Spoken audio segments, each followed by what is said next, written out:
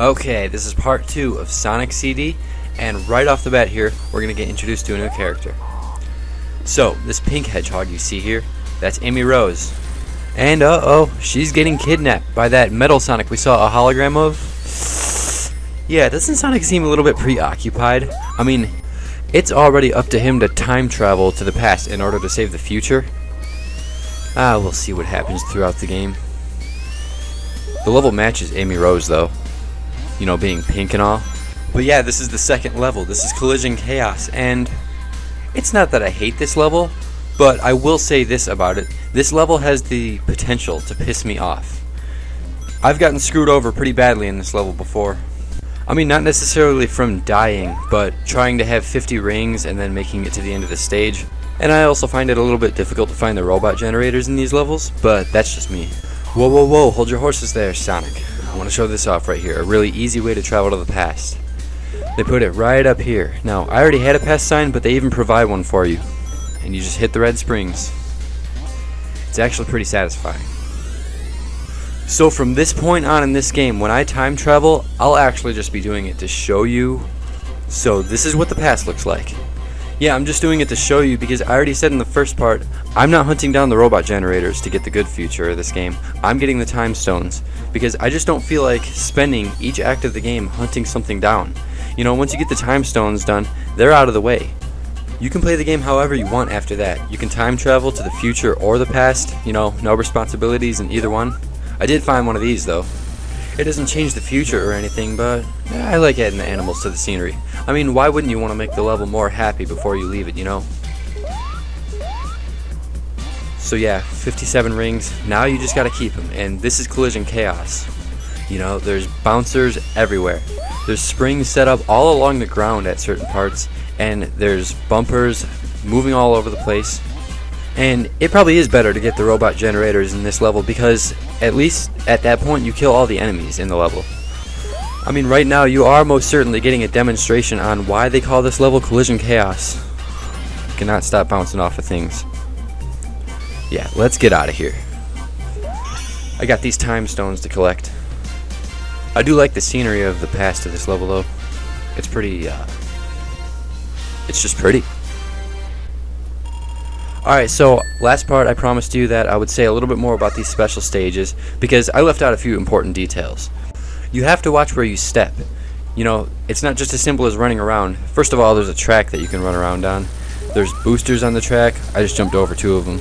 And then there's those red things that you jump on. I missed both of them, but they can bounce you really high. Actually, there's springs. They're just upwards facing springs, so you can't see the actual spring on them. There's bumpers, which I actually like to use to my advantage because it's the only way to stop in these special stages. Yeah, you can't stop Sonic from running. He keeps going. But yeah, one last thing that I could say about these stages, the water. You do not want to land in the water because your whole obstacle in these special stages in the first place is the time limit. And when you step in the water, your time can get chopped into half in 1 second. The time goes so much faster when you're stepping in water that you can literally ruin the whole special stage just from one wrong jump. But there's 3 time stones. So here's Collision Chaos Act 2, where I was trying for a second to start this act off with the exclusive top route, okay? How do you get to the exclusive top route in this level, you know? It's right up there, but, you know, this doesn't seem to bounce you high enough. These red things don't seem to bounce you high enough, and this spring won't seem to bounce you high enough. The yellow spring doesn't get you there, and now there's even fucking enemies in the way. So, you know, how do you get to this exclusive top route, right? When all else fails, you gotta use the red spring, but I had just discovered that that is not a route, it's just a couple of rings. Let's start this level for real. Oh, these things here, these glass bubbles are actually really fun to, you know, I can't really tell, are they being popped like bubbles, or are they being shattered like glass? You know, I also remember them being a lot less bouncy on the Sega CD version of this game, but that might just be lag coming from the Sega CD, because this is being run on the Xbox 360 right now, which consistently runs the game at 60 frames per second. So, yeah, the performance you're seeing this game played out right now is way better than it was in the Sega CD back in the 90s. By the way, don't ask, because I don't know how the fuck it's possible for there to be another horizon up in the sky like that. You can't see it now, but maybe I'll show it one more time before this level's over. Yeah, right here though, I can see the robot generator up there, but I was having trouble getting to it. You see, I time travel perfectly fine right here, you know, all goes well. But you'll see that once I make it into the past, I can't seem to find the way to get up there. I'm sure I would have been able to find it if I did a little bit more backtracking in the level. I mean, I do a little bit backtracking right here because I don't trust that going forward is how you get up there, since, you know, it's literally just right up there. So I do a little bit of backtracking at this part, but right here I just decide screw it, because I have 64 rings and destroying the robot generators isn't even how I'm playing this game right now.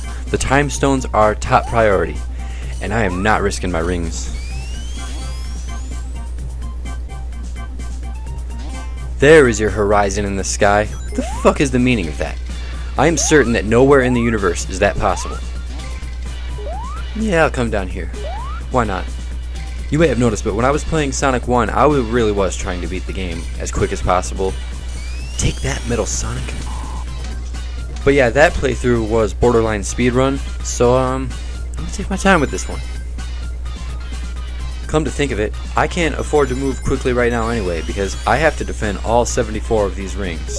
You know, it's not like if I get hit, I'll still keep 50 of them. No, you can't get hit once or you're back down to 0. Looks like the end of the stage is right over here, though. Phew. Yeah, things get tense towards the end of the levels when you're playing for the time stones.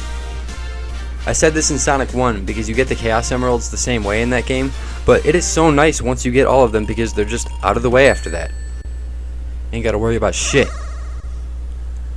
So this special stage is where they step the difficulty up, at least a little bit. I don't know, other people may not, but I notice a little bit of a difficulty spike in this special stage. In the first 3, the difficulty is kind of the same, and then there's this one, and then the last 3, they step it up big time. Those 3 stages are in a league of their own.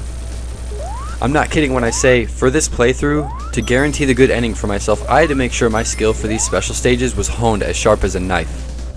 I mean, these special stages are no pushover. It's a little bit harder in the Xbox version because, you know, the performance is so much better, so you move faster. You know, the lag gives you a little bit of time to think and process in the Sega CD version. Regardless, I still am getting the good ending of this game by the time this playthrough is over. And we have our sapphire colored time stone. Yeah, I almost called it a Chaos Sapphire, but these are not the Chaos Emeralds. These are time stones, and we have 4 of them now. Yes. Anyway, you guys have seen one of the good futures now. Are you ready to see a bad future? This is the bad future for Collision Chaos. And it is troubled looking, isn't it? Yes, sir. So there's Eggman down there, and he's up to some shit, right? I mean, it just looks like he's up to no good, so let's check this out. What could he be up to? So yeah, this is the bad future, and I don't know, don't hold right at this part because it's a trap, you'll hit those spikes. But the boss act doesn't really change much from future to future, at least I don't think. But this is our boss for Collision Chaos, and that's right, it is the perfect boss for a level that is literally slathered in bumpers. We're playing pinball. Even though there's a Sonic game called Sonic Spinball, nah, we gotta play pinball to beat this level. You will have played pinball by the time you beat Sonic CD. And that is a promise. You can see easily enough I'm trying to make my way to the extra life here. I would just leave it because I did already show you where it was, but that is so unsatisfying, man. I gotta have that extra life. I gotta have 10 lives. I'm sorry. I gotta go up there and get it. I wouldn't be able to say I got every extra life in each third act unless I got this one. Besides, you know what I would be if I only had 9 lives? A pussy. That part was bullshit. I was on top of that bumper mashing the A button and it didn't work. I guess that's one more thing I could say about this boss before I beat it, is that it appears that this boss was a little bit easier on the Sega CD. That might be because of the lag I was saying that system has, but I just know that there's something that's making this boss a little bit harder on the Xbox version. You know, maybe that was intentional because it's ridiculously easy on the Sega CD. I'm talking you could beat it in like 5 seconds. So maybe it makes a little bit of sense to have this difficulty increased a little bit. Either way, I don't think it's anything to break a sweat over. You just have to make it to the top. You don't even have to hit them, although I do still try to. So we'll be planting more flowers at the end of this level, and these flowers won't end up existing in the end because I'll be fixing this future. This is the bad future, and this won't exist by the end of the playthrough, and that's a promise. See you in part 3.